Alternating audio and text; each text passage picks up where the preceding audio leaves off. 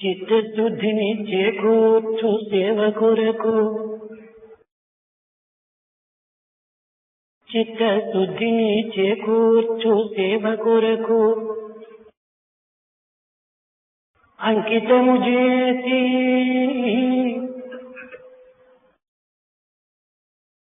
చిత్తశుద్ధిని చేకూర్చు సేవ కొరకు జీవితము అంకితము చేసి చెలగునరుడా. చిత్తశుద్ధిని చేకూర్చు సేవ కొరకు జీవితము అంకితము చేసి చెలగునరుడా. పరుల కొసగుచు నీ శక్తి బలము తుదకు చివరి శ్వాసను వీడుము సేవలోన. పరుల కొసగుచు నీ శక్తి బలము తుదకు చివరి శ్వాసను వీడుము సేవలోనే. చివరి శ్వాసను వీడుము సేవలోనే. O man, spend your life, sacrifice your life every second in indulging in service activities so that you may purify your heart. Spend every iota of your strength, every trace of your capability, and everything that you have in this life for the sake of others. Live your life for the sake of for others. And even in your last breath, keep doing seva. ప్రేమ స్వరూపులారా, Embodiment of love. వివిధ దేశముల నుండి వివిధ భాషలతో, వివిధ వేషములతో, వివిధ సాంప్రదాయములతో కూడినటువంటి ఈ సమావేశము బయటికి భిన్నముగా కనిపించినప్పటికీ అందులో ఉన్నటువంటి ఏకత్వం, దివ్యత్వం అనేటువంటి దానిని ఈనాడు మన సభకు శోభను కల్పించుతున్నది. Though this conference has brought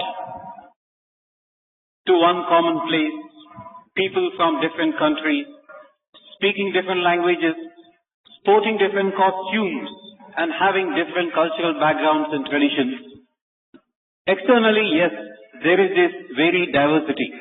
But deep within lies a fundamental unifying principle, and that is of divinity. And that again is blatantly obvious. ఈనాడు లోకము అనేక సమస్యలను ఎదుర్కొనుచున్నది. Today the world is beset with problems galore. ఒకవైపున యుద్ధ భయం, On the one hand, you have fear of war.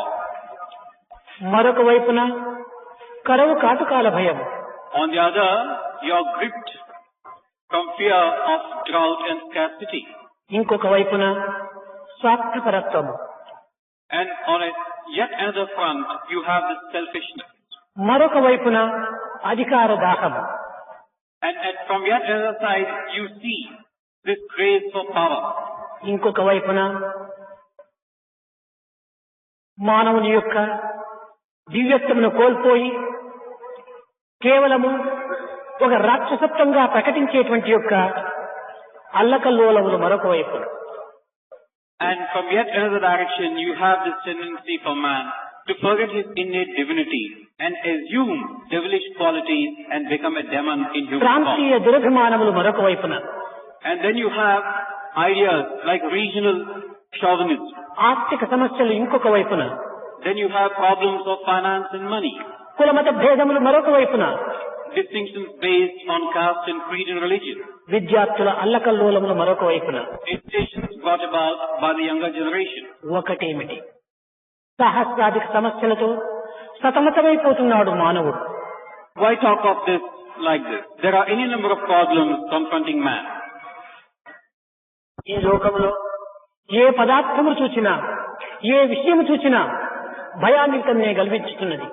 In this world, whichever direction you look at, whatever you perceive, it fills you with a sense of fear and anxiety. కానీ ఒక్కటి మాత్రమే నిర్భయత్వాన్ని అందించుతున్నది. But there is only one amongst all these that fills you with a sense of security. అది ఏ వైరాగ్యం. And that is detachment. ఈ వైరాగ్యం అనేటువంటి అలౌకిక గుణమును సాధించకోరు మానవులు వస్తువుల యందు విరక్తి, దైవమునందు అనంతమైన భక్తిని అభివృద్ధి చేసుకోవాలి. This detachment is an otherworldly quality. Nevertheless, man should aspire to comprehend it, understand it, and make it part of himself so that he could come to realization. దేహము పైన అహంకారము, అభిమానము ఉండినంత వరకు కూడాను వస్తువుల పైన మక్కువ ఎక్కువగానే ఉంటుంటుంది. So long as the body is given to a sense of ego and an innate fascination for itself, you would not lose hold of these material possessions. ఈ మక్కువ ఉండినంత వరకు మానవుని భయము ఏ కోసాన విడువదు. And so long as you have this clamor for material possessions, fear would not be separated from you. కనుక ఈ అలౌకిక నిర్భయత్వం అనేటువంటి వైరాగ్యమును పొందగోరు మానవుడు అద్వైతం అనేటువంటి భావం పైన విశ్వాసమును అభివృద్ధి పరచుకోవాలి. So those men who seek to have a state of fearlessness in the form of this detachment should take to the path of Advaita, non-dualism. అద్వైతం పైన విశ్వాసము చేరగోరు వారు, అభివృద్ధి కోరగోరు వారు అనేకత్వంలోని ఏకత్వాన్ని విచారించాలి. Those who wish to treat the path of Advaita, in turn, should try to seek this innate unity in this immense diversity. ఈ ఏకత్వాన్ని విచారించగోరు వారు అభిమాన మమకారములను త్యజించాలి. Those who wish to come face to face with this underlying unity should let go sense of attachment and mine and thine. అభిమానమైన నేను, నాది అనే ఈ సంకుచితమైనటువంటి దృక్పథమును వీడగోరు వారు సమాజ సేవలో పాల్గొనాలి. And those who wish to seek this sense of detachment, wherein they can let go feelings of I, mine and thine, should plunge into service activities. సమాజ సేవనే మానవునికి పూర్ణత్వాన్ని అందిస్తుంది. Because it is service to society that confers this totality of existence on man. దివ్యత్వాన్ని చేర్చుతుంది. It reaches him out to divinity తన తత్వాన్ని తనకు వెలుగుచ్చుతుంది. and makes him realize his own nature. కనుకనే సమాజ సేవ అనేటువంటిది సామాన్యమైనటువంటి యొక్క కర్మగా మనం భావించరాదు. Therefore, this idea of service to society should not be taken to be a commonplace thing. ఇట్టి పవిత్రమైనటువంటి తత్వమును చిత్తశుద్ధి కలిగినటువంటి వాడే ఈ పరతత్వాన్ని అర్థం చేసుకోగలడు. This sacred idea behind this service, one who has the purity of heart alone can grasp the inner significance. చిత్తశుద్ధి కలగవలనన్నా కర్మాచరణలో మనం కంకణం కట్టుకోవాలి. And if you wish to purify your heart, cleanse it, then you have to think about action, karma.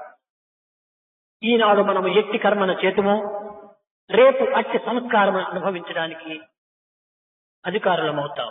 The type of action that we indulge in today will determine what the future is going to be like. నేటి సంస్కారమే రేపు అలవాటుగా మారుతుంది. And the transformation that is brought about today tends to become part of our nature tomorrow. నేటి అలవాటే రేపు స్వభావంగా రూపొందుతుంది. Today's habit becomes our nature tomorrow. నేటి స్వభావమే రేపటి గమ్యంగా మనకు లభ్యమవుతుంది. And our nature today will be our destination tomorrow. ఏ తర్వాత మన గమ్యము మన చేతి యందే ఉన్నది. Therefore, all said and done, our destination is in our hands. ఎట్టి కర్మల చేతుమో అట్టి గమ్యమును మనం అందుకొందుము. The type of action that we perform determines the destination that we reach. గమ్యమును పొందుటకు కానీ పోగొట్టుకొనుటకు కానీ మన కర్మలే మూలాధారం. So either to reach one's destination or fall short of it lies in one's own hand in the form of karma. కర్మను పురస్కరించుకుని ఏ జన్మను చేకూరుచున్నది. It is because of this idea of karma action that life also has a meaning. ఎట్టి జన్మను అట్టి ధర్మంగా మనం అనుభవిస్తున్నాము. The type of birth determines the dharma that we enjoy. ఆ ధర్మమును పురస్కరించుకుని గమ్యమును చేరుకుంటున్నాము. And this dharma in turn determines our destination, our goal.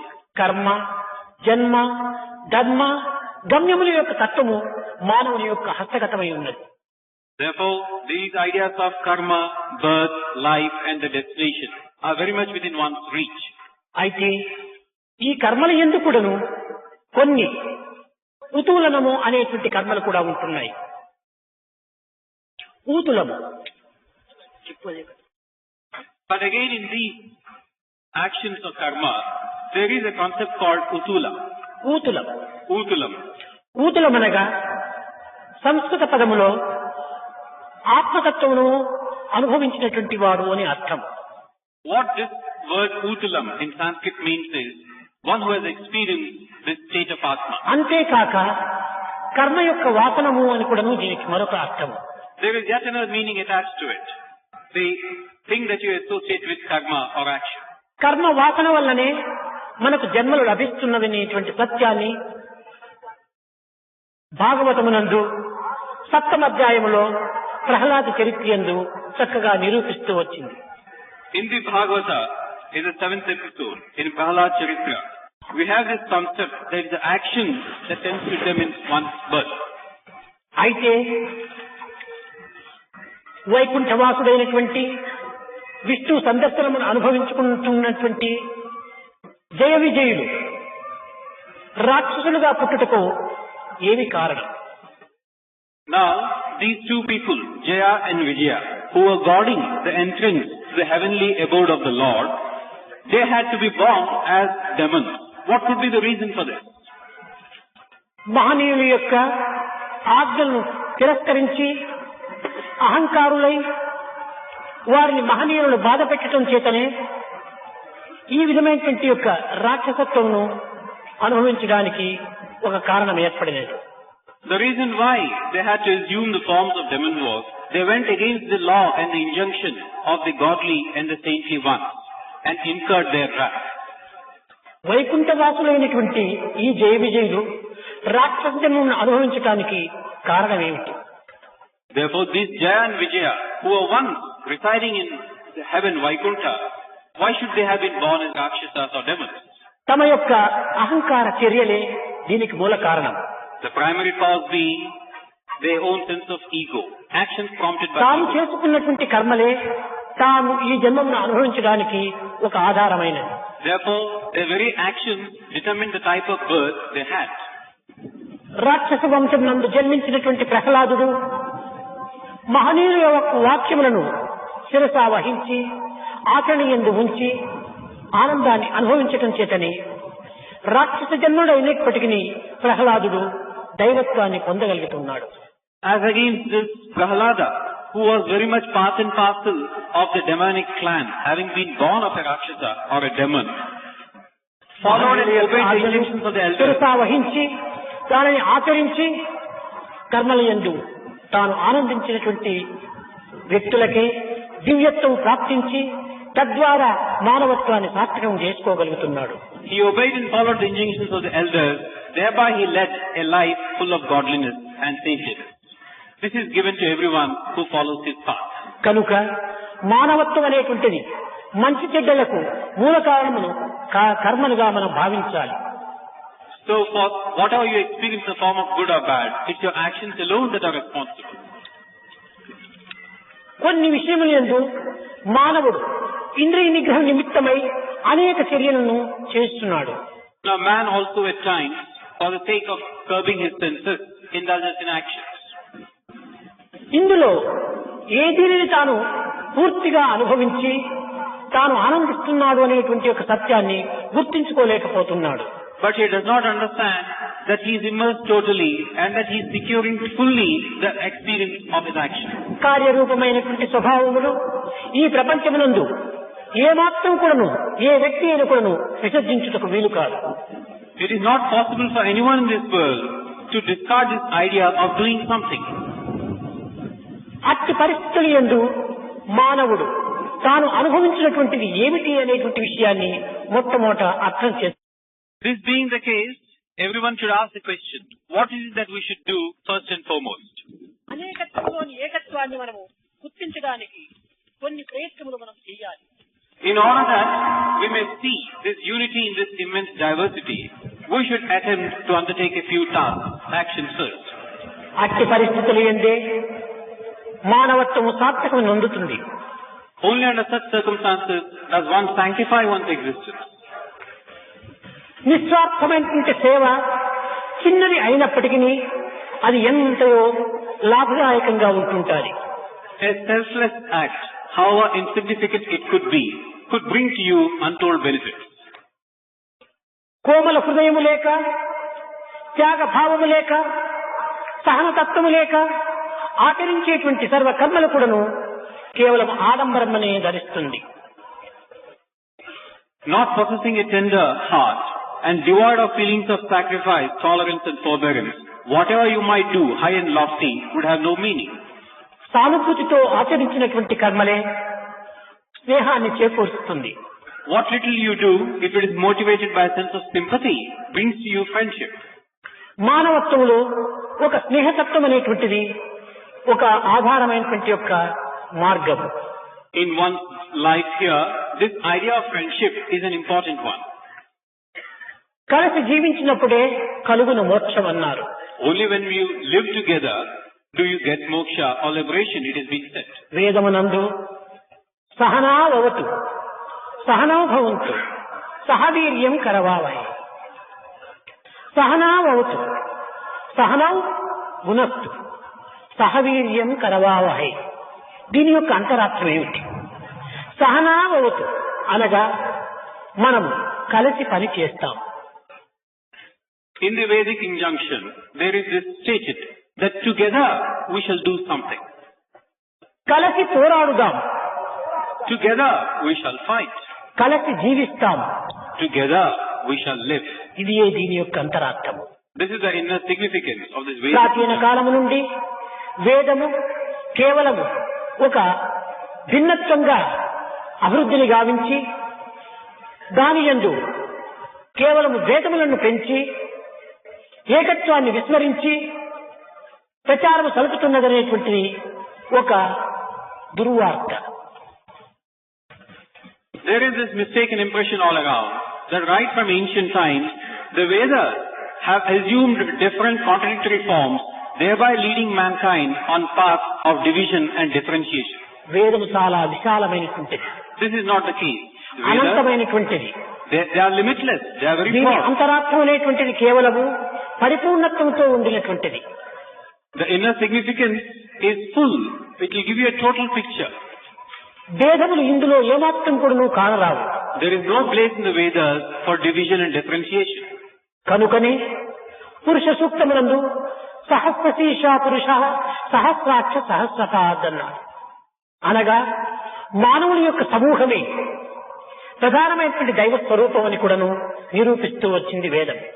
In the Purusha Sukta, for instance, it has been stated categorically that God verily is this vast conglomeration of individuals, mankind at large. సమాజ స్వరూపమైనటువంటి యొక్క భగవత్ స్వరూపాన్ని సేవించటమే మానవుని యొక్క ప్రధానమైన కర్తవ్యమని కూడా నిరూపించింది. The society around you is verily God, and your primary task it is to serve God thus.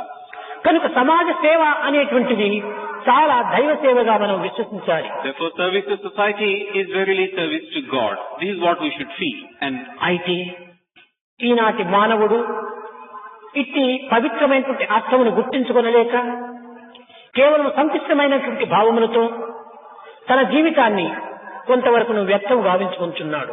we should be firm of this conviction. But today, man has given himself to thinking in different ways, working at cross purposes with what has been given down to him. సమాజంలో ప్రవేశించి కేవలం లేని దోషములను మాత్రమే తాను వెతుకుటకు ప్రయత్నిస్తున్నాడు.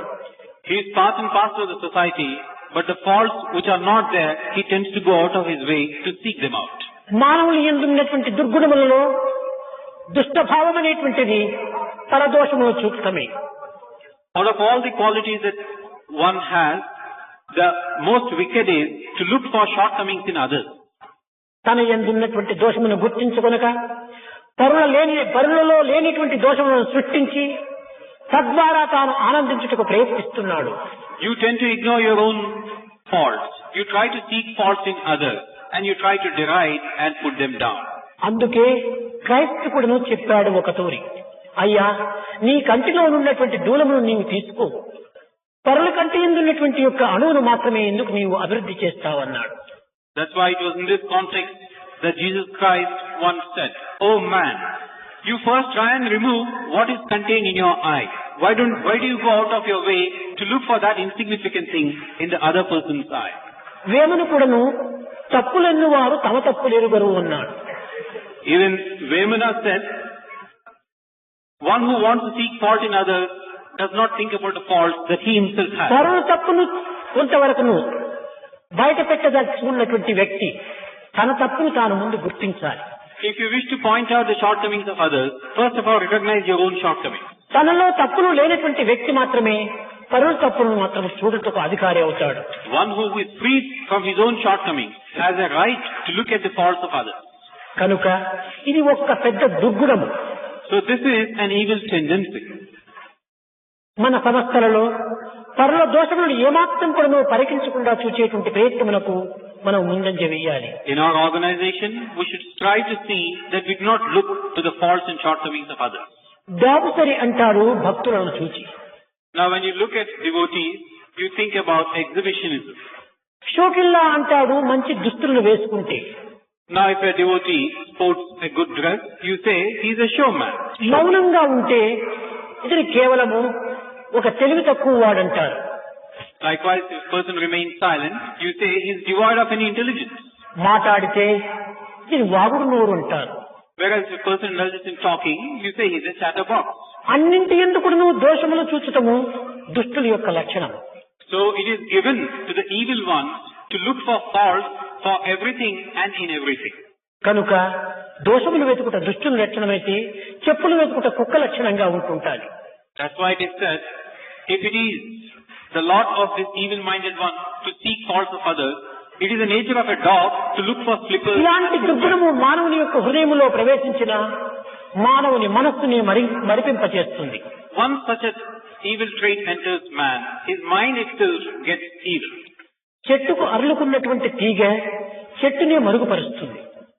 Like you have a creeper which shelters and shields from view the tree over which it has అదే taken విధంగానే shelter. మానవుని యందు అరులుకున్నటువంటి దుష్టగుణము మానవత్వాన్ని మరుగు చేస్తుంది. In the same manner, these bad traits that weave around man shield man from the outside view. కనుక మానవుని హృదయము లోపల దుష్ట భావములు ఏమాత్రం కూడా ప్రవేశించకుండా చూసుకోవాలి. So in one's heart, there should be no room for all that is bad and wicked and evil. పరులను గురించి మనం ఏమాత్రం కూడాను దూషణ భూషణమైనటువంటి యొక్క మాటలతో మనం వారిని నొప్పించరాదు. We should never bring harm and injure the feelings of others through our words of criticism. ఇతరుల గురించి మనము సునకనగా మనం మాట్లాడరాదు. We should not speak meanly of others. అట్లు మాట్లాడేటువంటి మాటలు కూడాను మనం వినరాదు. And even if somebody else were to indulge in this, we should not give our ear to that. చెప్పువారి హృదయము వినువారి హృదయం కూడాను మాలిన్యమైపోతుంది. Because one who talks thus, one who listens to such words, their hearts go wicked. కనుక ఇట్టి సామాన్యమైనటువంటి నిత్య జీవితంలో అనుభవించేటువంటి ఈ గుణములను మనం చక్క చేసుకోవటమే సరైనటువంటి సాధన. So a true sadhana is wherein, where we try to curb even such basic tendencies in our A daily life. జపములములు ఏ ధ్యానములు ఏ విధమైన భజనలు చేయకపోయినప్పటికీ ఏమాత్రము దోషము లేదు. It is nothing wrong if you are not able to perform japa or sit in dhyana or do bhajan. కానీ జపములు చేయుచు ధ్యానములు చేయుచు భజనలు సల్పుతూ పరల దోషములను కూడాను హృదయమునందు ప్రతిష్ఠ చేసుకున్న ఇది ఏమాత్రం కూడాను భక్తికి లక్షణం కాదు. But you keep doing your japa, dhyana and keep doing bhajan. Keep entertaining thoughts about others, evil and wicked ones. This cannot be true devotion. పరదూషణ పరదోషములు పరశ్రవణములు దోషములుగా మనం వినటము ఇది మహాపాపం. Criticizing others or listening to criticism of others are rather bad and undesirable things. కనుకనే అనేక పర్యాయములు నీకు తెలిపి ఉన్నాను. That's why on many occasions in the past, I have made known a few things to you. పవిత్రమైన దివ్యమైన న్యాయమూర్తి అయినటువంటి యొక్క రాముల పైన అనేక విధములైనటువంటి యొక్క దోషములను కల్పించి మందర కైకకు బోధించింది. Rama, who was a paragon of virtues, who was all sacredness and divinity, on such a noble one, Mandara started creating stories.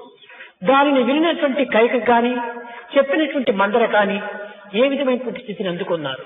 Now Mandara, who indulged in such talk, and Kaika, who gave her ear to such talk, what happened to them finally? అట్టి దుష్టుల యొక్క పేర్లు ఏ స్త్రీనైనా ఉంచుకుంటున్నదా? Today, do you see any woman or lady taking the names of Kaika or Mandara? కనుక మనము కైకలు కాని మందర కాని కానాలి.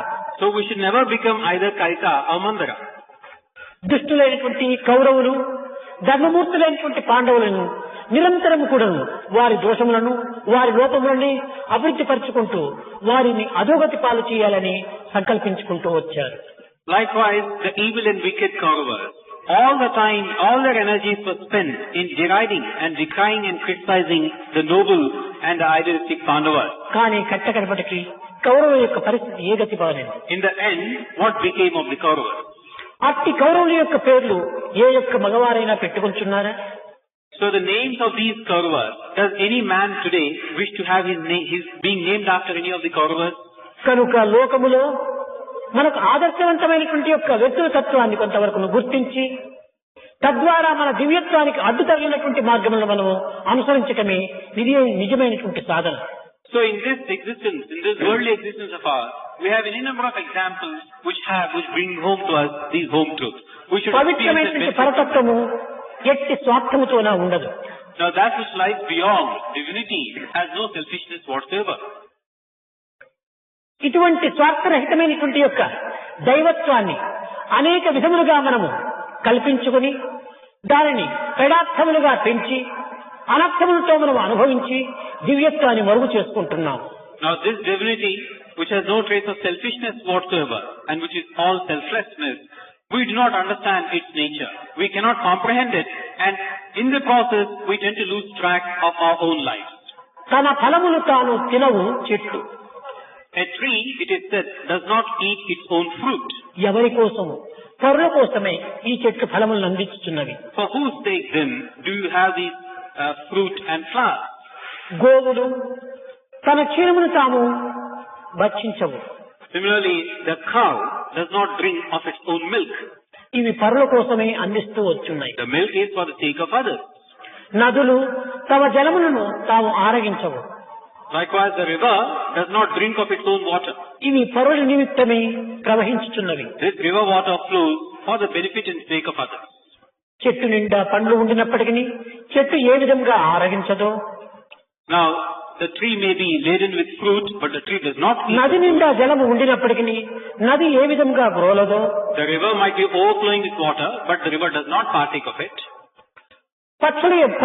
పశువుల యందు క్షీరము ఉండినప్పటికీ ఆ పశువులు ఏ విధంగా తన క్షీరమును తాను ఆరగించవో, The cow likewise does not drink its own milk. సకలైశ్వర్య స్వరూపుడైనటువంటి దైవమునందు సకలము ఉండినప్పటికీ తాను ఏమాత్రం కూడా తాను అందుకొనడు. సర్వము లోక కళ్యాణ నిమిత్తమే అందిస్తూ ఉంటాడు. Likewise, God Supreme, who has everything in Him and who has nothing that He lacks, it is for the sake of others. It is not for His own sake. ఇట్టి స్వార్థరహితమైనటువంటి దైవత్వాన్ని విశ్వసించక స్వార్థపరుడైనటువంటి మానవుల్ని విశ్వసించి మానవుడు తన యొక్క అధోగతికి తాను గురి అవుతున్నాడు. Man does not place his trust in this selfless thing called God. He instead places his trust in a fellow man, and the result is disaster. కనుక ఈనాటి యొక్క సమస్యలకు పరిహారం ఏమిటి? So what is the solution to today's problem?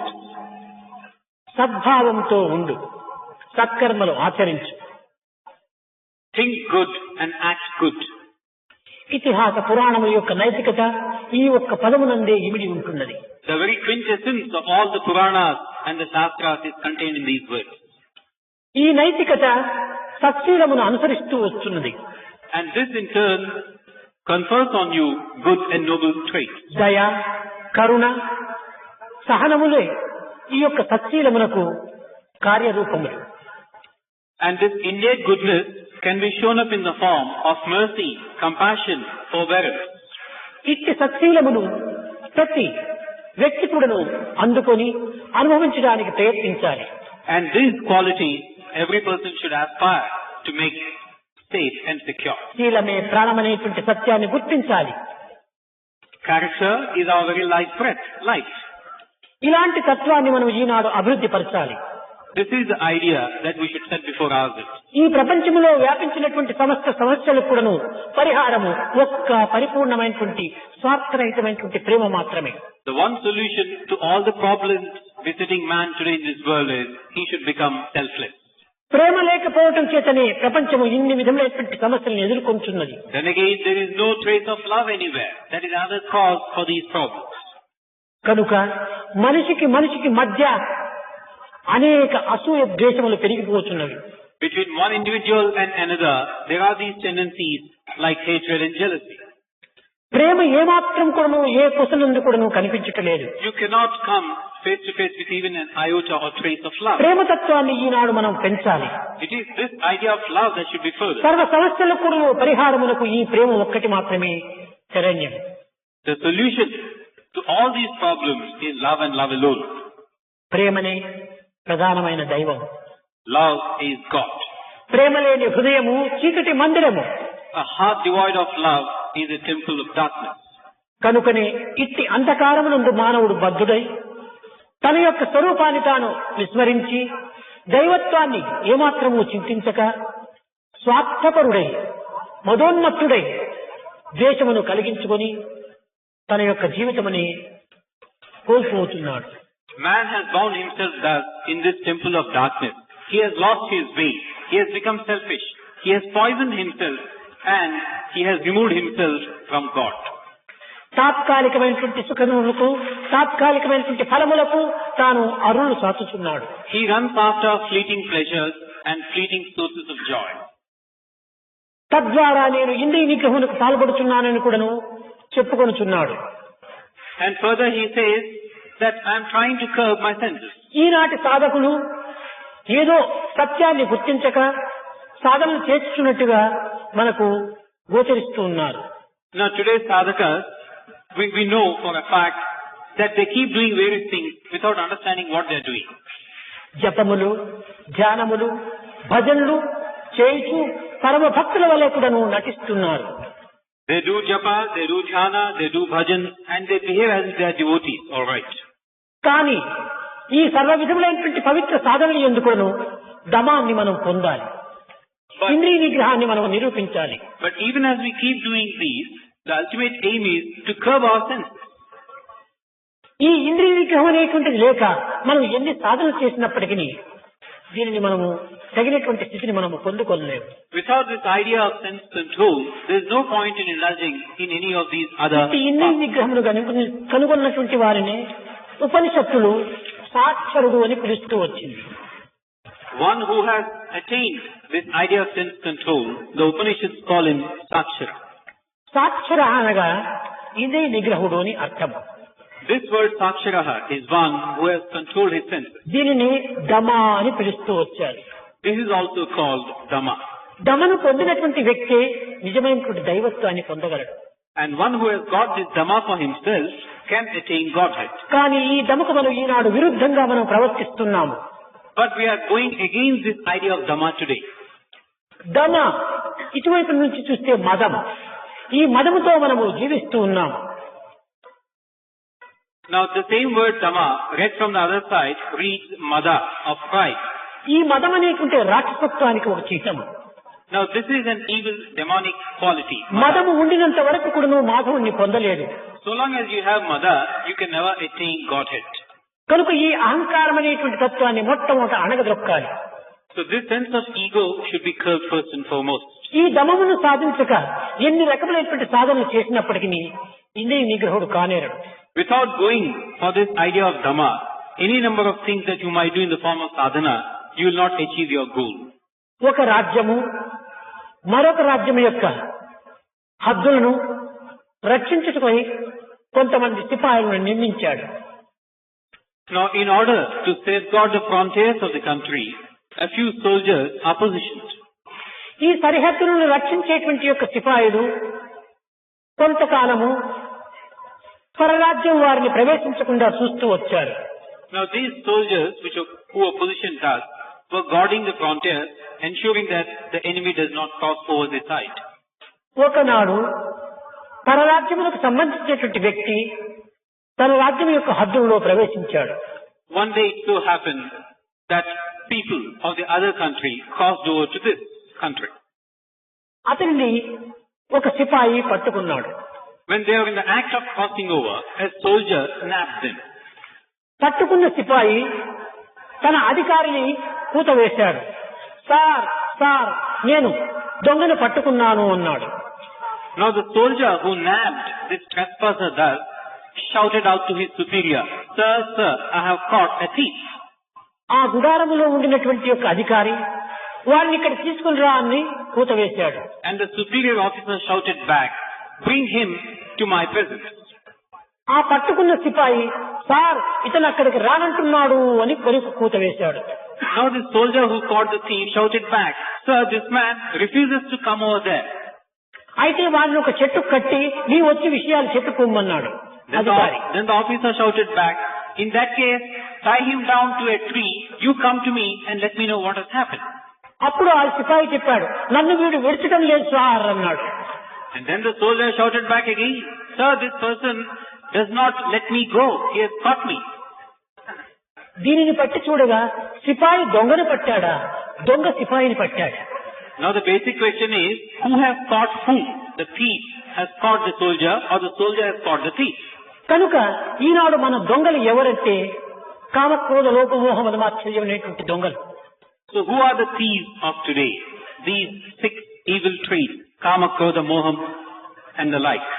కనుక ఇట్టి దొంగల చేతిలో మనం చిక్కుకొని దేవుడా దేవుడా అని చెప్పని ఈ యజమానుడికి కేకలు వేస్తే ఈ యజమానుడు ఏమి చేయగలడు? So today we are caught by these thieves and we shout out to the superior, what is the use of it? కనుక మనం చేయుచున్నటువంటి యొక్క తత్వము ఏమిటి అనేటువంటి దాన్ని చక్కగా అర్థం చేసుకోవాలి. So the moral is, we should try and understand what we have to do first. మనం ఇంద్రియ నిగ్రహం కోసం అనేక విధమైనటువంటి సాధనలు చేయాలి. So for the sake of controlling the senses, we have to perform sadhana. కోపములు ద్వేషములు కలిగేటువంటి సమయం లోపల దానిని శాంతముతో మనం అందుకోవాలి. Now when you are experiencing a state of anger or hatred, we must try to bring these things down. సమాజంలో ఇట్టి పవిత్రమైనటువంటి యొక్క మార్గములను ఆదర్శంగా మనం నిరూపించాలి.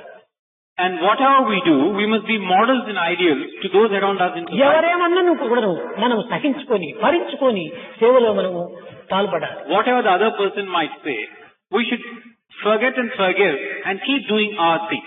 పరులు దూషింప నీవును వారి వలనే తిరిగి దూషించ నీ యొక్క అధికతేమి?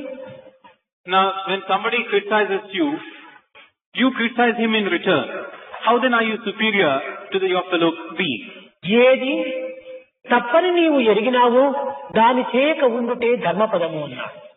You know that it is certain thing is wrong, and yet you try to do that. Are you following the dictates of dharma? పరులు చేసినటువంటి దానిని మనం తప్పని భావిస్తున్నాము. What the other man does, we look upon it as a great అట్టి తప్పును injustice. మనం చేయకుండా చూసుకోవాలి. We should see that we don't commit those mistakes. అట్టి తప్పునే మనం చేసినప్పుడు పరుల యొక్క తప్పును మనము చెప్పుటకు ఏమాత్రము అధికారం ఉండదు. When we repeat the mistake of the second person, we have no right to talk about it to him. కనుక సత్యసాయి సంస్థలు ఎందున్నటువంటి యొక్క కార్యకర్తలు ఇలాంటి సమావేశములో ప్రవేశించినప్పుడు సమాజంలో ప్రవేశించినప్పుడు తగినటువంటి యొక్క గుణములను ప్రకటించడానికి ప్రదర్శించడానికి తగిన కృషి చేయాలి. So the workers and officials of the Satsai Seva organization, when they take upon themselves this task of serving society, see to it that you not look for faults of others.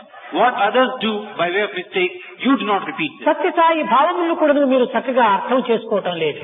You are also not understanding the nature of Satsai. కనుక మీరు అర్థం చేసుకొని వర్తించడానికి తగిన ప్రయత్నం చేయటమే సరైనటువంటి సాధన.